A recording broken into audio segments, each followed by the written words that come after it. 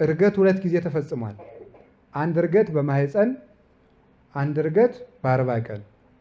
በማህፀን የተፈጸመው እርገት በእመቤታችን ማህፀን የተፈጸመው እርገት ቃል ስጋ ሲሆን ስጋ ቃልን ሆኗል። ቃል ስጋን ሲሆን ስጋ ቃልን ሆኗል።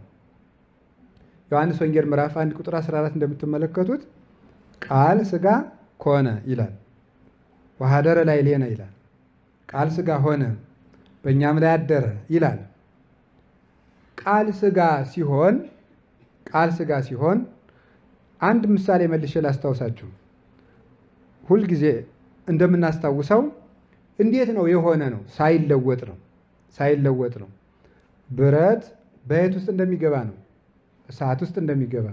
እሳት ውስጥ ሲሆን ብረቱ ይሞቃል። ብረትነቱን ይለቃል?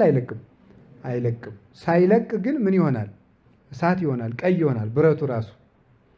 ብረቱ ደግሞ ቀይ ሲሆን እሳቱ ደግሞ በብረቱ መጠን ይሆናል። ልክ እንደዚህ ቃል ስጋ ሲሆን ስጋ ደግሞ ቃልን ሆነ። ብረቱን በስጋ ትመስሉታላችሁ፣ እሳቱን በቃል እንመስላለን። እኛ አይደለም የሚመስል ነው፣ ቅዱስ ቄርሎስ ነው። ወበከመ ሐፂን ዘይትወደይ ውስተ እሳት ብሎ እንደሚናገረው እሳት ውስጥ እንደሚጨመር ብረት ብሎ ይናገራል።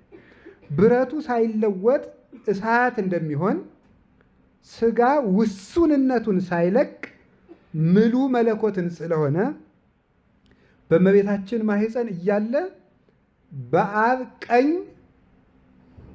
በኪሩቤል ጀርባ ላይ በቃል ገንዘብ አድርጎ በሰማይ አለ። ልብ ብላችሁ ስሙ።